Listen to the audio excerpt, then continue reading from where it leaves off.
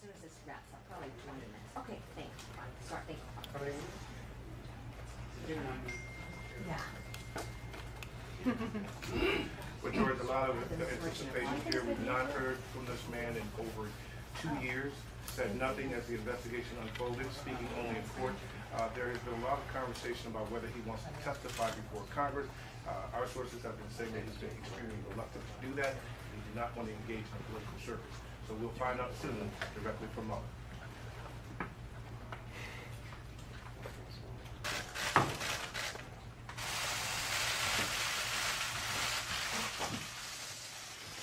Good morning, everyone, and thank you for being here. 2 years ago, the acting Attorney General asked me to serve as special counsel, and he created the special counsel's office. The appointment order directed the office to investigate Russian interference in the 2016 presidential election. This included investigating any links or coordination between the Russian government and individuals associated with the Trump campaign.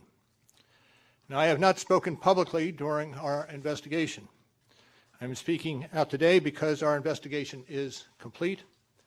The Attorney General has made the report on our investigation largely public. We are formally closing the special counsel's office, and as well, I'm resigning from the Department of Justice to return to private life. I'll make a few remarks about the results of our work. But beyond these few remarks, it is important that the office's written work speak for itself. Let me begin where the appointment order begins, and that is interference in the 2016 presidential election. As alleged by the grand jury in an indictment, Russian intelligence officers who were part of the Russian military launched a concerted attack on our political system. The indictment alleges that they used sophisticated cyber techniques to hack into computers and networks used by the Clinton campaign. They stole private information and then released that information through fake online identities and through the organization WikiLeaks. The releases were designed and timed to interfere with our election and to damage a presidential candidate. And at the same time, as the grand jury alleged in a separate indictment, a private Russian entity engaged in a social media operation where Russian citizens posed as Americans in order to influence an election.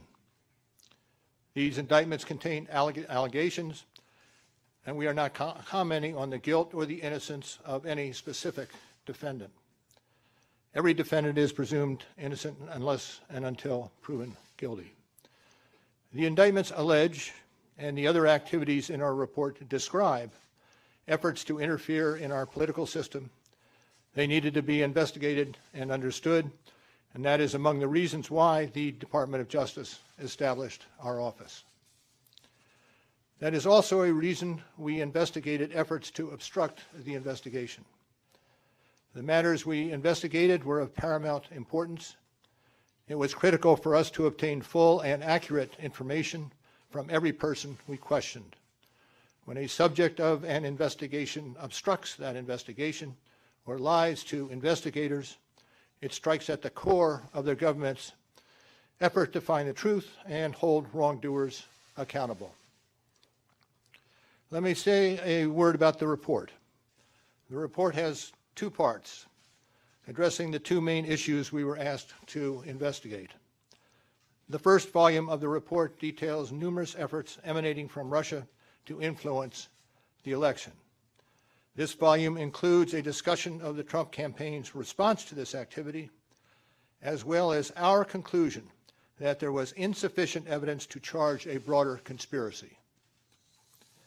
And in the second volume, the report describes the results and analysis of our obstruction of justice investigation involving the president. The order appointing me special counsel authorized us to investigate actions that could obstruct the investigation. And we conducted that investigation, and we kept the office of the acting Attorney General apprised of the progress of our work. And as set forth in the report after that investigation, if we had had confidence that the president clearly did not commit a crime, we would have said so. We did not, however, make a determination as to whether the president did commit a crime. The introduction to the volume 2 of our report explains that decision. It explains that under long-standing department policy, a president cannot be charged with a federal crime while he is in office. That is unconstitutional.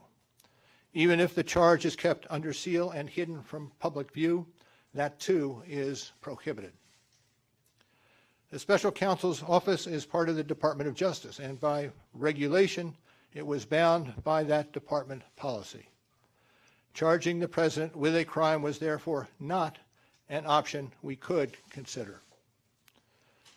The department's written opinion explaining the policy makes several important points that further informed our handling of the obstruction investigation. Those points are summarized in our report, and I will describe 2 of them for you. First, the opinion explicitly permits the investigation of a sitting president because it is important to preserve evidence while memories are fresh and documents available.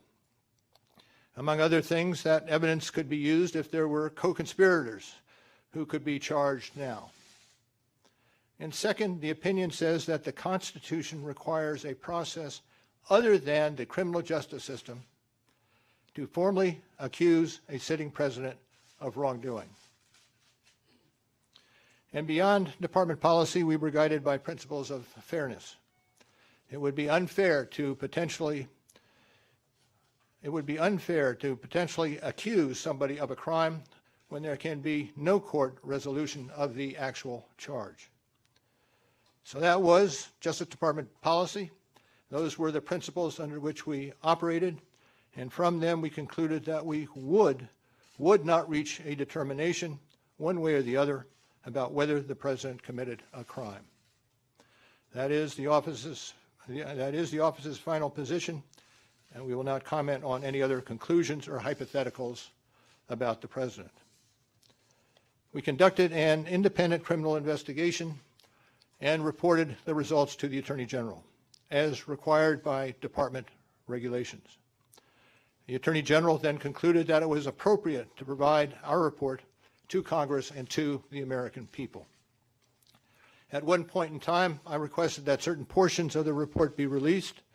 The Attorney General preferred to make the entire report public all at once, and we appreciate that the Attorney General made the report largely public, and I certainly do not question the Attorney General's good faith in that decision. Now, I hope and expect this to be the only time that I will speak to you in this manner. I am making that decision myself. No one has told me whether I can or should testify or speak further about this matter. There has been discussion about an appearance before Congress. Any testimony from this office would not go beyond our report. It contains our findings and analysis and the reasons for the decisions we made. We chose those words carefully, and the work speaks for itself. And the report is my testimony. I would not provide information beyond that which is already public in any appearance before Congress. In addition, access to our underlying work product is being decided in a process that does not involve our office. So beyond what I've said here today and what is contained in our written work, I do not believe it is appropriate for me to speak further about the investigation or to comment on the actions of the Justice Department or Congress. And it's for that reason I will not be taking questions today as well. Now, before I step away, I want to thank the attorneys, the FBI agents, the analysts, the professional staff who helped us conduct this investigation in a fair and independent manner. These individuals, who spent nearly 2 years with the Special Counsel's office, were of the highest integrity. And I will close by reiterating the central allegation of our indictments, that there were multiple, systematic, efforts to interfere in our election. And that allegation deserves the attention of every American. Thank you. Thank you for being here today. Sir, if you're subpoenaed, do you still present? No question.